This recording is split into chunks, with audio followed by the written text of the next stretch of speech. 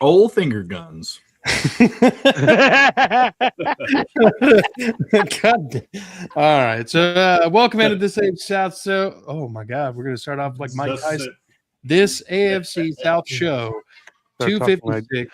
Holy crap. Hey, baby, welcome to the AFC South show, man. We like to. 256, guys. We keep trucking here. Not a lot's going on. It's OTAs. It's the slow time of the year, but we did pass the June 1st deadline, and trades are stirring, and many more could be on the docket as some marquee players are looking for new contracts, etc. But let's talk about some of the bigger ones. We got Myles Garrett going to the Rams. Gentlemen, what the Rams are trying obviously to maximize this year as like Super Bowl window. I mean, like this is probably one of those moves that definitely sets them apart, and they probably surpassed the Seahawks in like the on paper rankings. Yeah. Yep. Agreed. Paper don't win football though. Trade on both. I think it's a smart trade on both sides. Honestly, Browns aren't going anywhere. They get a young rusher and Jared Verse and stockpile some picks. Now, what they do with those picks, History says they're going to screw them up, but before they've made the picks, it seems like a good trade on both sides. Yeah. Yeah, I mean, you're getting probably the most generational worthy labeled player in the NFL right now. He's going into his age 30 season.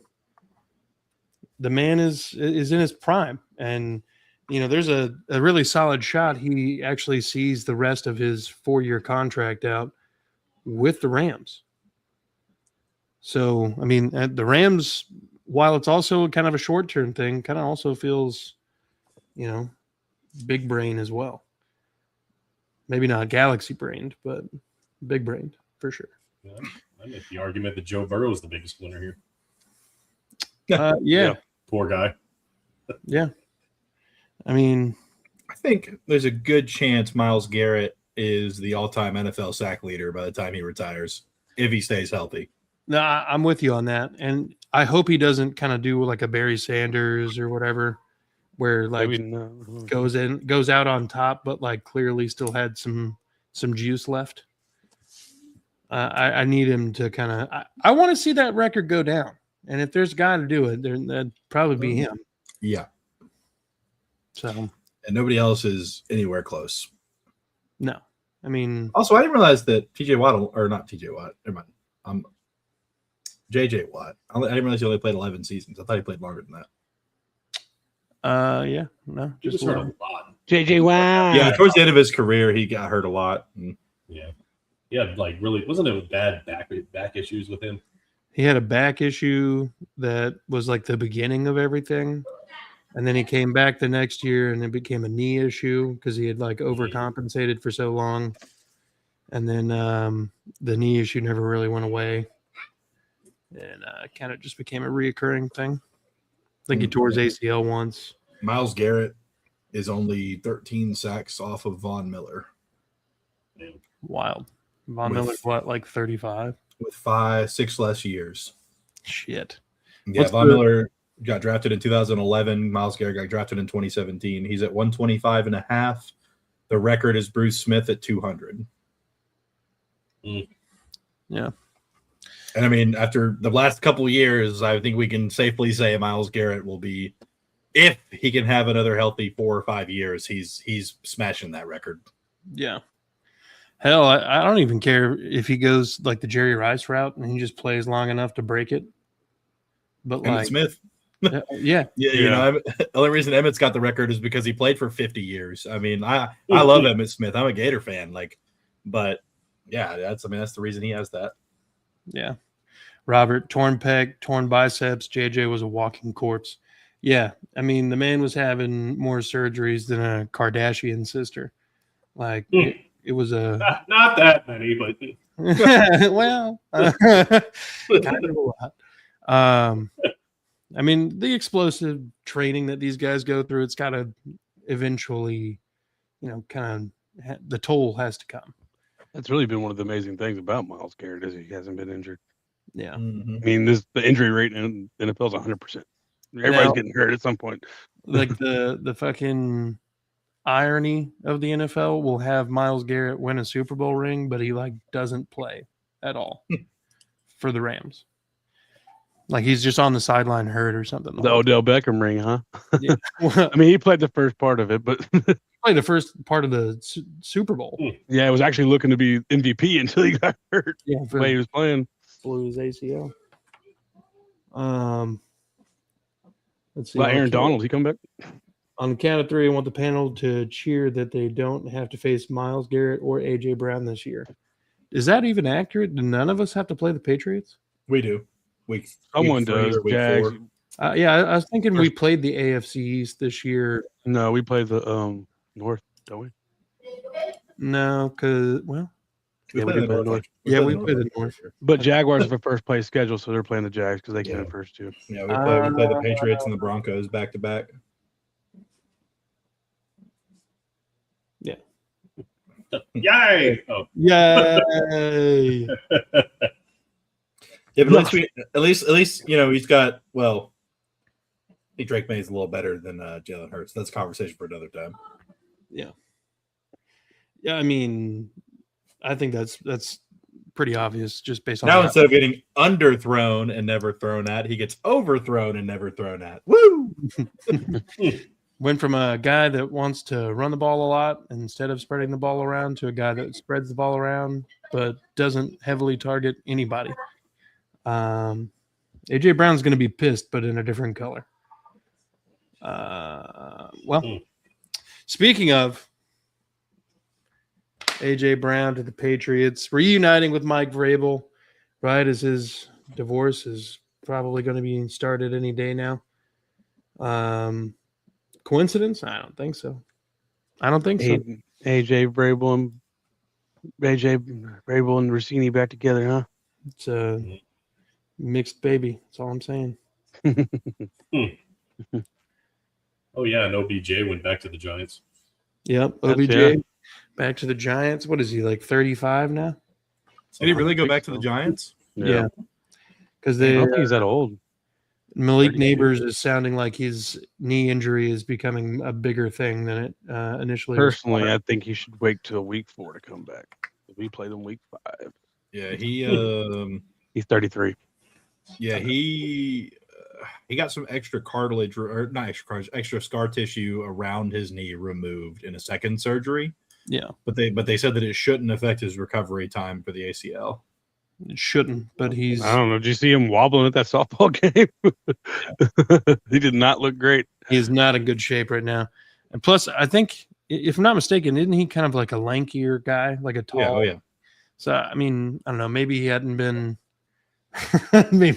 doing much, so he just kind of got the fucking wobble legs, just noodling it out here. I've seen it happen. Trying to think, there was other stuff that went on. Here's a little bit of Texans news for any Texans fans out there. One-time starter for the Houston Texans, Sidy Sow, has been released by the team.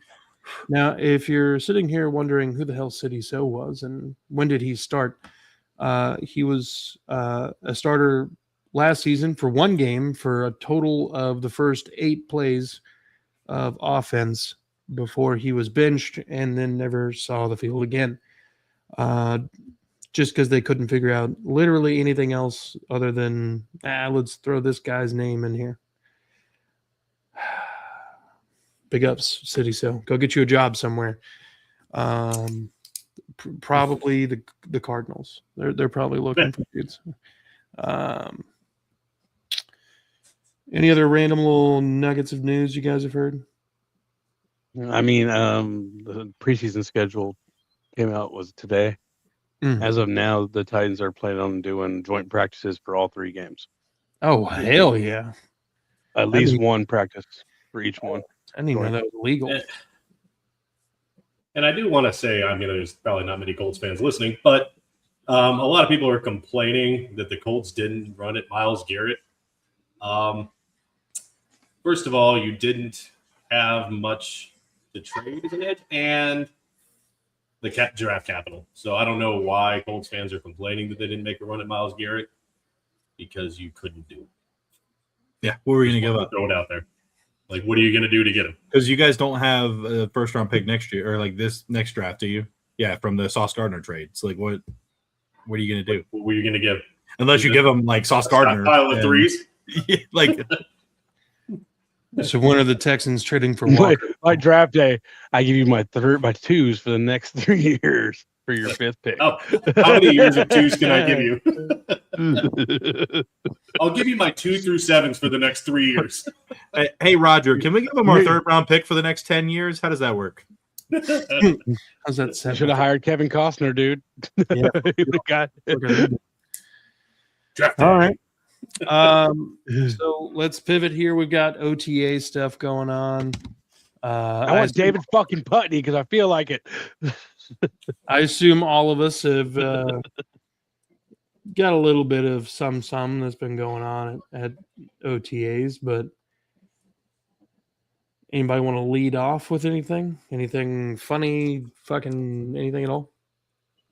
The biggest news from Titans is just how good Cornell Tate looks out there, making one-handed catches and Oh yeah, that like thing that that. every And then- rookie does every season that gets drafted as well. Yeah.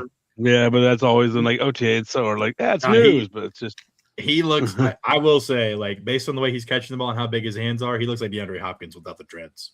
Like, yeah, he looks. that dude He does look good. swallows a football. No homo. Cam looks like the injury he took at the last game of the season isn't hurting him at all. That AC sprain, so he looks good. But yeah, I mean it's OTAs. Yeah, I mean, there's not a lot to glean from it. It's, what do they call it? Tight season, something like that. Mhm. Fucking Yeah. not a lot to be gleaned from this, but it's all we got. Damn it, and nobody's watching the damn UFL.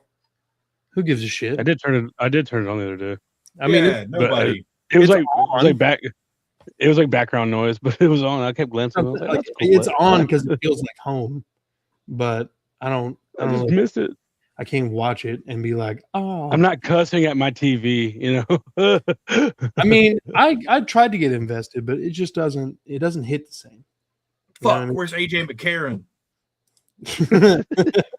No, DTR was out there slinging it. Hey, baby, not Cam Robinson. What's his other Robinson? The running back, James Robinson. He's playing. He's playing for a team. Yeah, I Yeah, saw he a is. couple highlights of him the other day. He still got it against a bunch of guys who don't got it and never made it to the league. That 37U league. Yes, sir. Hey, bro, that 47U Sunday league is pretty competitive. Mhm. They be fucking each other up. Summer Sundays, bro. Like, don't y'all got work on Monday? No shit. I played in those leagues, bro. They're wild. Oh man. All right. As for the Texans, the defense looks fucking amazing. The offense can't do much of anything unless it does something very, very quickly. So basically, right where we left off. So, we didn't backpedal at least, but See, remember the Texans' offense last year? That's it. That's all I had to say. it's basically So that. you could have just said no new news. Business as usual. Both team sessions over the past couple days started with CJ Stroud throwing a pick. And then Davis Mills, who usually is the training camp like ace, like just looks good all throughout training camp. Even when he throws the pads on, he's making fucking amazing throws. Couldn't find fucking anything open. I don't know if the secondary is like just slowly like evolving into like the next evolution of like superhuman or some shit, but these guys are sticky. No homo. beyond that, yeah, I mean, Caden McDonald looks good. Fucking Marvin Klein is doing things. Marlon Klein, sorry, doing things. I would ask about Rutledge, but it's hard to judge offensive line until they get the pads on. The only thing you can judge at this point is the rotation, like if you're going in with first team. And it doesn't mean much, but that's all you've got because the reps don't mean anything. It's all you can watch like them hit the dummies, like watch where they're putting their hands, but like really, like it doesn't matter until pads come on. Yeah. But yeah, beyond that, not a lot going on. CJ Stroud looks different. He looks like he's lost probably about 10 pounds. 6 of that being his hair. Yeah, well, I think 2 of it, but I mean, he looks and I don't know. We'll see how this goes, but he said he's basically been all like going scorched earth, trying to leave no stone unturned, trying to get back to the fundamentals and just kind of refocus in on being the best quarterback that he can possibly be. This is basically what he's saying every time, and it's like, well, wasn't that the whole thing? Like you're supposed to be doing that like all the time. Yeah, shouldn't you always want to win a Super Bowl? So, but I mean, he's switched up his offseason quarterback coach. Now he's using the same guy that Matt Stafford uses. So, I mean, for what it's worth, if he gets hurt, I guess he'll be back at any point. Because, Matt Stafford was supposed to have like a damn near career-ending back injury, and then just magically there was a little bust at training camp, and bing, bang, boom, he's an MVP of the league. I don't know. Anybody else? Hefe? Yeah, I'll go. So I know that the Colts are looking for Latu to have, and they really need him to have a big third year. So I know he's been putting in the work, and the focus is on him. Obviously, Alec Pierce, I don't think he's coming back until training camp. He had a little off-season surgery on a lingering ankle issue, so he's not out there right now, but it's OTA, so they said he should be ready for training camp. And Daniel Jones was actually cleared and was participating in 7-on-7, so it looks like he's on pace and will probably start week 1. So I'm not too worried about him, but that's the biggest news. Just Daniel Jones. He's putting weight on it. He's making good throws, and he's out there with the big drills. So I got something to tell you about Daniel Jones, but I got to tell you guys off the air. So remind me when we get off. Okay. You'll understand when we get off. Okay. no, Bro's absolutely fucking. Never mind. No, that's Nick Foles. I have heard. My God. Big Dick Nick. Anything going down there in Jacksonville, Isaiah? Shit. Football. I know. They posted some clips. And one of them, Parker Washington caught a ball from Trevor. And the important part of that, because we all know that Parker Washington catches footballs from Trevor Lawrence, is that Caleb Ransaw was the man in coverage, the safety that we drafted last year in the 3rd round, I believe, who did not play the entire season outside of a game in the preseason due to a foot injury. But it looks like he is going to be back and ready to go. Robert. I know Trevor, I think, was at OTAs yesterday, maybe. I'm sure Robert's been in all the OTAs. Brian Thomas Jr. looks pretty good. Looks like he's having some good days. Overall, though, it's just business as usual, hoping that we can get some of these young guys caught up and then contribute early, but nothing too crazy. Yeah. That's OTAs for you. Yes, sir. Fucking A. Well, all right. It's time for everybody's favorite bullshit award of the year. Here we go. 2026 top 25 AFC South players. And as always, we start at the top and work our way down. Yeah. So we will be starting with number 1. Who, gentlemen, is the best player in the AFC South? Just want to reiterate, no rookies, obviously, and nobody who was signed this offseason. It has somebody who played in the AFC South last year. Correct. I think it's Will Anderson.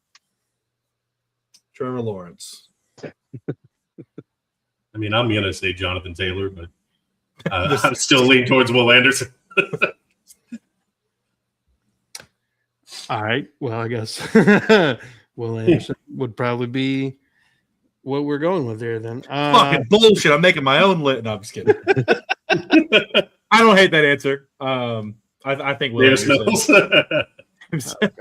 No, Will Anderson is number 2 if he's not number 1, in my opinion. So I don't hate that. Yeah. But, all right. were you serious about Trevor Lawrence? Yeah, I'm serious. He was an MVP finalist. He was one of the best quarterbacks in the National Football League. I mean, I don't think you can say that he's not one of the best players in the AFC South. He was an MVP finalist. Just throwing that out there. He was top 3 in touchdowns, yards, all this stuff. What place did he? Was it 4th in MVP voting? I believe it was 4th because they Yeah. for some reason put Josh Allen and Drake May in front of him, even though they had less touchdowns and less production. Classic. It do just be, the small market teams. And yeah, they try to small market you. They try to little bro the small markets. I think this number 2 is going to come down to you, Curtis, because he's going to say Trevor Lawrence. He's going to say Jonathan Taylor. And I'm going to say Jeff Simmons. So it's going to come down to you. Yeah, we're locked in. Curtis throws a curveball and says Daniel Hunter. Only it was who was the first? Was Taylor first team All Pro or no? So there was only one of those guys that was a first team All Pro. If it was Taylor, I don't think Taylor was. I think It his didn't give. misuse in the second half. I don't think he did, but let me check. I mean, he had a phenomenal first half of the year, and then the whole Colts team fell apart. Yeah. And man, all right. So No, realistically, Jonathan Taylor was not. okay. Realistically, I think this is a good spot to put Trevor Lawrence. If I'm being honest. God. What are you over there? He is not the second best player in the AFC. I mean, he was in the MVP conversation. I did a mock 7, and he wasn't even on there. Jeff Simmons was not in any running for any awards. I'll just put that out there. Just saying, he wasn't even in the running for DPOY or anything. All I'm going to say is 8 games through last season, Jonathan Taylor was the MVP. We're basing off 17, Jeff. 17. So I mean, right now it's Trevor Lawrence, 2 votes. We got Jonathan Taylor and Jeff Simmons. So that it's 2-1 and 1. Does anybody want to maybe switch sides or make a more compelling argument for their player? Or are we just going to let it rest at Let it 2? ride. All right.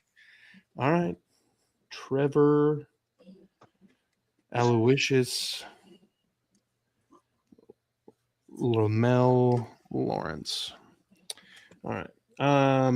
Number 3. Jeffrey Simmons.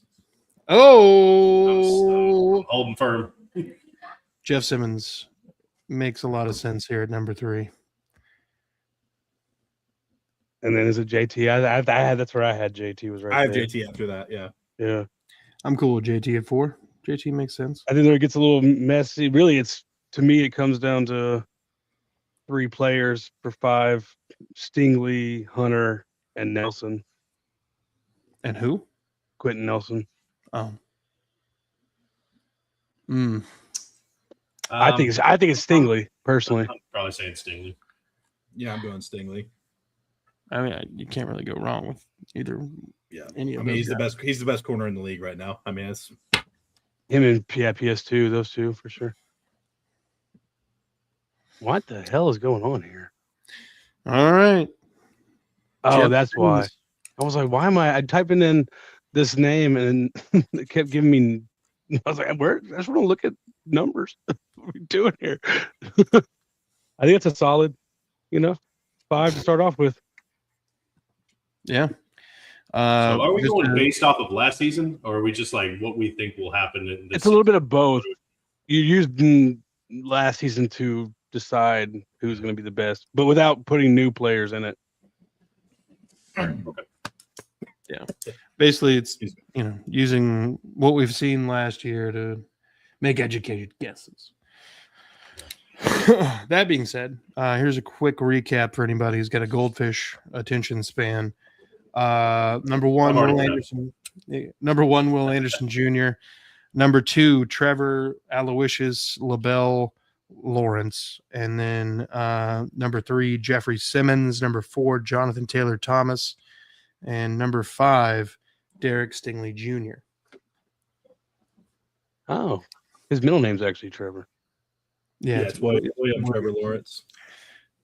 One of mine. Oh, he's from Knoxville, huh? No, Knoxville. Yeah, he was born there, but then they moved to Georgia for, I believe, high school ball or middle school ball, something like that. Yeah, it checks out. Yeah, when we played high school. Hey, Walker Little MVP. Whoop, whoop, whoop. God, Trevor is looking mad right now. Before we get off of here, is there anything that the teams we all follow have failed to address that you are greatly concerned about? Anything big or little? Failed to. I think that I would like to have seen them add a better wide receiver.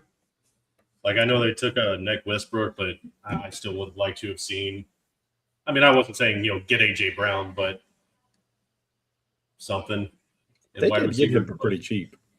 They did, but still, I mean, like, I know people were saying Debo, whatever. I think he's a head case, but just something. I don't know. Maybe I'm just being picky. I don't know. Could have gone I like what they did. I like what they did on the defensive side of the ball, and I know they're getting a lot of players back. So Brandon Lee is still out there. Yeah, that's true. Yeah, I don't know, bro. Debo, you're either getting 150 catches or 150 cheeseburgers a month. Keenan Allen's out there still. Hey, Keenan Allen, real good veteran presence. He's just waiting for the Chargers to sign him again. Yeah, he's going to sign back with the Chargers. He needs to retire after this season, though. I think it's if he makes it through. It's weird that, like, in today's day and age, Mike Evans. I feel like I was hoping for Mike Evans, but I feel like we have a lot of like elite wide receivers that hit like 32, 33 years old now, and they're just done. But I feel like back in the day, like Tim Brown was 40 and still doing big shit. Jerry Rice played till he was 42, maybe not productively up until he was 42, but I'm pretty sure he had 1,000 yards at his age 39 season. So I mean, how is it that we have gotten shorter careers out of these players after putting all the safety precautions to make sure that they don't fucking, eat crayons for the rest of their lives? They weren't playing against linebackers that can run like a 4. Yeah. There weren't guys who weighed 270 pounds that could run a 4.5. Exactly. I mean, everybody was on juice for a little bit. Yeah, but juice and mass versus speed, or mass plus speed, don't exactly mix as much. Really, what you had to watch out for back then was helmet to helmet, but like everybody was doing it, so you didn't even realize it. Concussions weren't a thing back then. Concussions were a myth. We literally had a whole John Lynch hitting people out there was insane, dude. Absolutely crazy. But I mean, you had I think it's Deacon Jones used to do the head slap. Yep. Like, get off the line, just pop. He's like, I make the linemen see stars, and when they're dazed, I get by them. I was like, the old Deacon slap, baby, was crazy. Yeah. Mac and cheese orange, of course. I mean, help that his arms were 20 foot long. He's fucking yeah. But for the Titans, I mean, I would just say they didn't do anything because they brought some people in to compete, but it's still like that right guard and center spot. I mean, who's slated to start at right guard right now? Right now, it's been Volson and Jackson Slater, the draft pick from last year. And I still think there's potential when training camp comes around that Zeitler comes back. And there's some guys still out there like Joel Bitonio. Is that how you say his name? Bitonio? Joel Bitonio? Yeah. And Ethan Poshik. God, I can't say none of these guys' names. I was looking at it earlier. Yeah, there's some guys out there, but I do think Zeiler is a potential. He comes back once training camp. He's old. He's like, I don't want to do fucking OTAs, you know. So, Joel but I like. Bitonio. Oh, he was a guy for a couple years there. It was like the Browns are fucking terrible, but Joel Bitonio, no sacks given up this year. Yeah, I got some guy. I mean, Mekhi Becton, I think, is out there. So I know he didn't do great last year, but when he played for Philly, he did good. I don't know. There's some Trevor Penning is out there, I think. So there's guys. And then Schlotman is supposed to start at center right now, which he played well in the few starts he got last year for the Giants. So I guess it's Schlotman, but they call him Schlotty. It doesn't make sense. It should be Schlotty. A dirty little schlot. But other than that, I mean, you know, I think I'm pretty happy with what they've built overall. Yeah. I feel like we didn't bring enough speed into the backfield. We got David Montgomery, who's not necessarily known for, you know, breakaway speed. Pretty good running back. You know, he's famously split the backfield with a couple guys basically his entire career. So he doesn't have the most tread on his tires, and he's coming in at a good time. I think the offensive line for the Texans is probably at least set up to be the best it's been in a long time. On paper, of course, but I don't know. Just like an actual element of like a 4.4, 4.3 speed guy would have been nice at any point. But and I don't know what Noah Whittington ran, but I know he was kind of a bigger guy. So I imagine he was not running a 4.3 or 4.4. So we'll see. But gentlemen, I think it's a good spot to go ahead and wrap it up. Do we have any closing comments? Go Colts. Okay. 4-4-1. That's Whittington. Yeah. 4-4-1. A 4.41 for Noah Whittington. Damn. 5'8", 205, and a 4.41. I fuck with that. All right. Hell yeah. All right. Well, gentlemen, y'all have a good night. Folks, be good people. Fuck the Cowboys.